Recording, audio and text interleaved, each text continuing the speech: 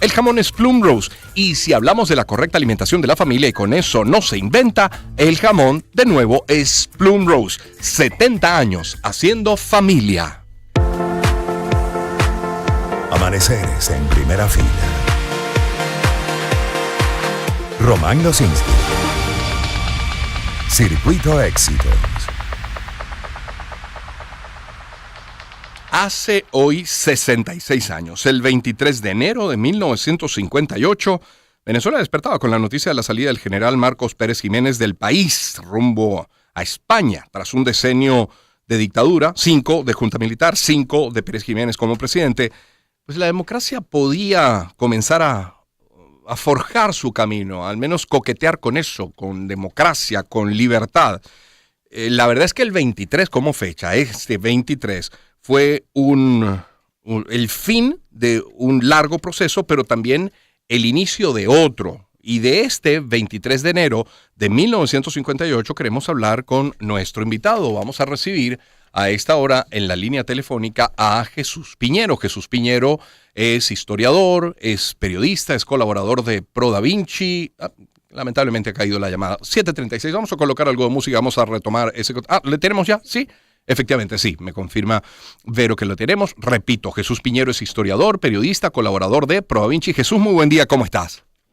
Buen día, Román. Muchísimas gracias por la invitación. Jesús, cuando explicas a tus alumnos en la universidad esta fecha, decía yo que el 23 fue el fin de un largo proceso, pero el inicio de otro. ¿Cómo lo planteas? ¿Cómo lo pones en contexto el 23 de enero del 58?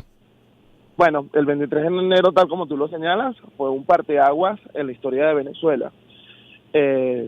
No solo porque, bueno, le puso fin a, de alguna manera, lo que fue la última dictadura del siglo XX, sino también porque significó el comienzo de un periodo democrático sustentado en los acuerdos y en los consensos entre las diferentes facciones y sectores de la sociedad.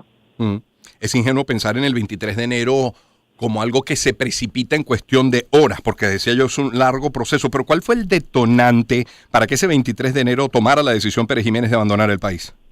Sí, eso es muy importante porque se tiende a ver mucho como el 23 de enero como, bueno, ocurrió todo mágicamente, sí. Pero no. La verdad es que fue de alguna manera la punta de un iceberg, ¿no? ¿Por qué? Porque venía un proceso de alguna manera generándose desde el año 57. Vemos cómo la sociedad venezolana, en primer lugar, sus diferentes sectores, los gremios, los estudiantes, los gremios en todos los sentidos, ¿no? Y luego vemos cómo este componente de las Fuerzas Armadas también se unen y terminan derrocando al dictador. Eso habla de mucho, ¿no? A veces la historiografía ha tratado, cierta historiografía ha tratado de pintar al 23 de enero como una revuelta popular, sí.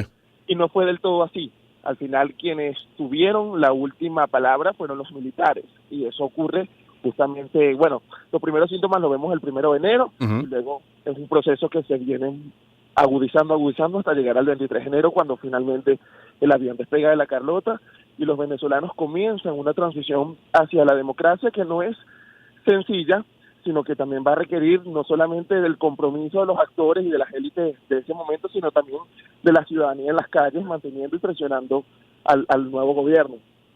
Es Jesús Piñero, nuestro invitado. Jesús, nos guste o no, estemos de acuerdo o no, el del 23 de enero y todo el proceso previo es un ejemplo de transición, y vaya si no han sido pocas en Venezuela y por diferentes vías, ¿no? Pero es un ejemplo de transición. Absolutamente. Y fíjate que las transiciones, yo no soy experto en transición, pero basta ver la fecha para darse cuenta. Las transiciones históricas en Venezuela, las políticas en Venezuela, no solamente han pasado por la vía del consenso, es decir, no solamente por la vía del acuerdo, que son necesarios, por supuesto, para poder llegar a ese paso, sino también a través de la presión que se ejerce no solamente en las calles, sino también que ejercen otros sectores, las responsabilidades que tienen, por ejemplo, las élites económicas, las élites políticas, los mismos militares, la iglesia, o sea, los diferentes sectores de la sociedad y los componentes políticos tienen que estar de alguna manera alineados para que de alguna manera se pueda dar estos cambios que bueno, a veces cuestan mucho y no todos son iguales, no todos son parecidos, pero la gran mayoría a veces cantado, ha caído en lo mismo, ¿no? Que es, bueno, el fin de un proceso y el comienzo de otro. Claro. Hablemos no tanto de los protagonistas con nombre y apellido, sino de la actitud que tomaron los políticos. ¿Fue clave para este momento, para este 23, el desprendimiento de los políticos? ¿Qué pasaba por sus cabezas? ¿Cuál fue su actuación? ¿Qué dejaron de lado? ¿Qué tuvieron que sacrificar? Bueno, muchísimos estaban exiliados, ¿no? Y había otros que estaban en la clandestinidad, claro. En la clandestinidad.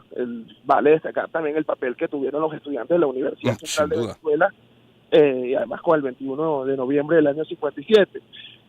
Bueno, la verdad es que es un proceso que, aunque pareciera espontáneo en el sentido de que, bueno, fue el 23 de enero y la gente salió, no.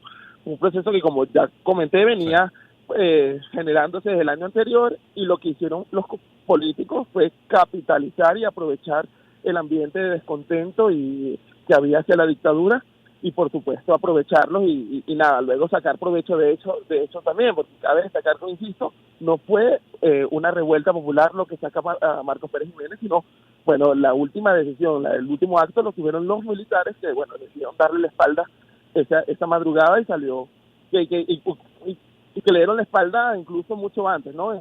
Basta ver lo que ocurre el 1 de enero también de ese mismo año, sino fue un proceso que se fue agudizando. Sí, puede haber, o sea, seguramente son muchos, pero si hay un gran aprendizaje para el país, para la sociedad, ¿cuál podría ser el de esa fecha, 23 de noviembre de enero del 58? Bueno, una alineación de los sectores políticos bajo un mismo interés, el fin de la dictadura perejimenista, y luego, por supuesto, los acuerdos que surgen de allí, que de alguna manera fueron resultados de ese mismo año, porque, a ver, no es solamente la fecha, sino el espíritu del 23 de enero lo que se va a hablar posteriormente, ¿no? La sociedad en las calles, la sociedad manteniéndose y presionando al nuevo gobierno, porque cabe destacar que no solamente, o sea, la transición no solamente se da por el 23 de enero en sí, sino por lo que significa esa fecha, claro, y lo que viene después. Entonces, yo destaco mucho, aunque sale, por supuesto, del periodo, mejor dicho, sale, por supuesto, del día como tal, pero está enmarcado en el periodo los acuerdos del Pacto de Punto Fijo del 31 de octubre de ese año, que por supuesto van a sentar las bases de una sociedad democrática, a partir de no solamente de sus élites, sino también sus élites políticas, sino también sus élites económicas, sus élites sociales. Es decir, sí, hay una alineación de intereses que coinciden y se aprovecha. Así es.